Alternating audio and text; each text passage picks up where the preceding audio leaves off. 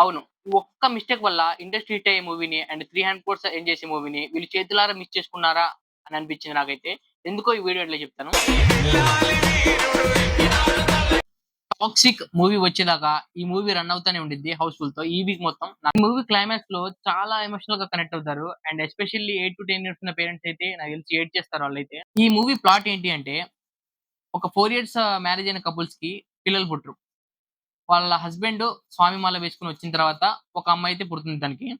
So, ఆ అమ్మాయికి మన ఫాదర్‌కి ఉన్న మధ్య బాండింగ్ మనమ్మ స్కూల్ లోపల గాని స్కూల్ బయట గాని ఊరి యువతలు గాని ఊరవతల గాని చూసింది చూసినట్టుగా నాన్నకు చెప్పేయాలి. అండ్ దాని చుట్టూ తిరిగే డ్రామా అండ్ సస్పెన్సే ఈ 'ఇరుముడి' మూవీ ప్లాట్‌లే.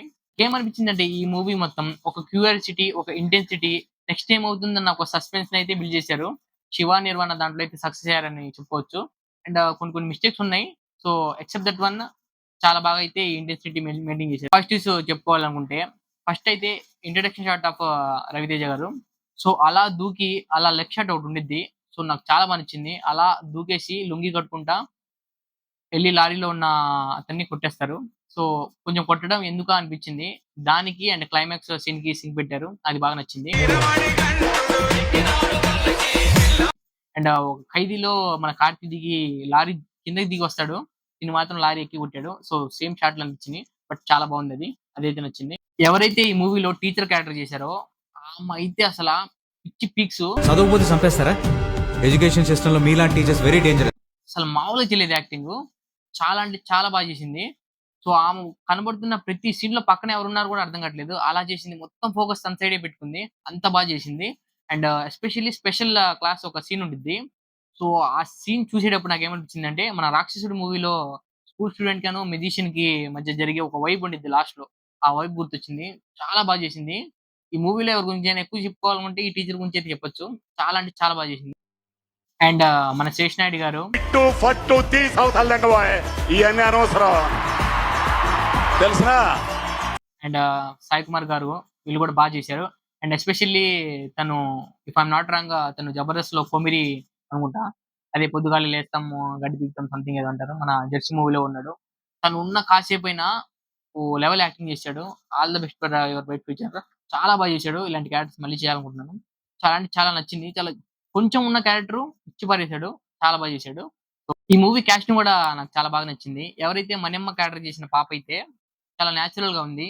ఇప్పుడు 'డాడీ' మూవీలో ఐశ్వర్యలాగా, 'హై నాన్నలో' ఆ పాపలాగా అంత ఫెయిర్‌గా కాకుండా మన ఇంట్లో పాపలాగా చాలా నేచురల్‌గా అనిపించింది.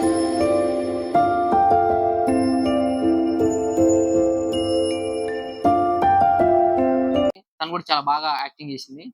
నెగెటివ్ పాయింట్స్ వచ్చేసరికైతే ఈ యాక్టర్‌కి ఇంకా కొంచెం బెటర్ రోల్ ఇచ్చుంటే ఇంకా చాలా బాగుండేది అనిపించింది. నాగమణి ఏంటి పులి నీ చేత్తో చల్లని నిమిషాలు కొట్టవా? అలా తినేస్తాడు యాక్టింగ్‌లో అయితే. నాకు 'ఆర్ఎక్స్ హండ్రెడ్‌లో' కూడా చూసుంటారు. అండ్ 'మంగళవారంలో' కూడా చూసుంటారు. అండ్ రీసెంట్‌గా వచ్చిన 'సంబాల' అనుకుంటా. 'సంబాలలో' కూడా తను చాలా బాగా చేశాడు. సో, తన్ని వాడుకోలేదా అని అనిపించింది నాకైతే ఈ మూవీలో. జస్ట్ ఏదో సైడ్ క్యారెక్టర్ ఉన్నాడు. కానీ పించని కనిపించినట్టుగా అని అనిపించింది. అండ్ హీరోయిన్ గురించి మాట్లాడుకుంటే అంటే నేచురల్‌గా చూపించాలి అని చెప్పేసి ఈమెను తీసుకున్నారా అనిపించింది. బెటర్ తనకన్నా 'ఉమా మహేశ్వరరావు గురు రూపేశ్యాల' మూవీలో సెకండ్ హీరోయిన్ ఉంది కదా! எனக்கு பர்சனலாவே மணிரத்னம் சார் ஃபிலிம்ஸ் ரொம்ப பிடிக்கும். తనని తీసుకొనుంటే ఇంకా యాప్ట్ అనిపించింది నాకు. తను అయితే దానికి ఆ అట్మాస్ఫియర్‌కి బాగా సెట్ అయ్యిద్దేమో అనిపించింది. బట్ హీరోయిన్ కూడా బానే చేసింది. కొంచెం క్రైయింగ్ సీన్స్ అవి. And A special note to ఎవరైతే హై స్కూల్‌లో గాని and inter first year, inter second year చదువుతున్న అమ్మాయిల పేరెంట్స్‌కి ఇది. వాళ్ళు డైలీ కాలేజ్ నుండి గాని, స్కూల్ నుండి గాని వచ్చిన తర్వాత మీతో కూర్చొని వాళ్ళ ప్రాబ్లమ్స్ గాని, వాళ్ళ భయాల్ని గాని భయపడకుండా మీతో షేర్ చేసుకున్నంత కంఫర్ట్‌నెస్ అండ్ ఫ్రీడమ్ వాళ్ళకిస్తే చాలా ప్రాబ్లమ్స్ అక్కడే సాల్వ్ అయిపోతాయనేది ఈ సినిమా తర్వాత నాకర్థమైంది. సో, దానికైనా ఈ మూవీ చూడండి మీరు. అండ్ ఫైనల్లీ 300 క్రోర్స్ ఎలా పోయాయంటే ఇది స్పాయిలర్ కాదు.